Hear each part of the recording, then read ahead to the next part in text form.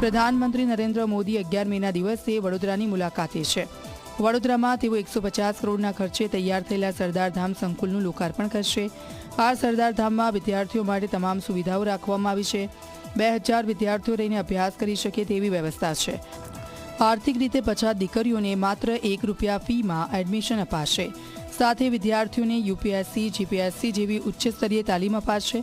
આ કાર્યક્રમમાં સરદાર ગૌરવ રત્ન એવોર્ડથી પીએમ મોદીનું પાટીદાર સમાજ સન્માન કરવાના છે। આપના વરદ હસ્તે લોકાર્પણ થાય। અમારા મનમાં છે કે આ 150 વર્ષ પૂરા થાય છે સરદાર વલ્લભભાઈ પટેલને જયંતિને, તો સરદાર રત્ન એવોર્ડથી આપને નવાજીએ। તમને એવોર્ડની તમને જરૂર નથી, પણ આ દેશમાં એક મેસેજ જાય કે જેને લોહ પુરુષ સરદાર વલ્લભભાઈ પટેલે જે દેશ બનાવ્યો એ સરદાર રત્ન એવોર્ડથી, જેને સરદાર વલ્લભભાઈ પટેલને ગૌરવ અપાવ્યું સ્ટેચ્યુ ઓફ યુનિટી દ્વારા, અને એના સપનાનું ગોરધનભાઈ કીધું એમ એના સપના પૂર્ણ કરવાનું સાહેબ જ્યારે કામ કરી રહ્યા છે ત્યારે અમારી ટ્રસ્ટની આ વિભાવના હતી એ સાહેબ સ્વીકારે છે। ભવનનું જે લોકાર્પણ થવાનું છે એની અંદર 11 તારીખે સાંજે 4:30 વાગ્યાનો સમય છે। અહીંયા 50,000 કરતાં વધુ પાટીદાર બંધુ ભગીની આ કાર્યક્રમમાં ઉપસ્થિત રહેશે।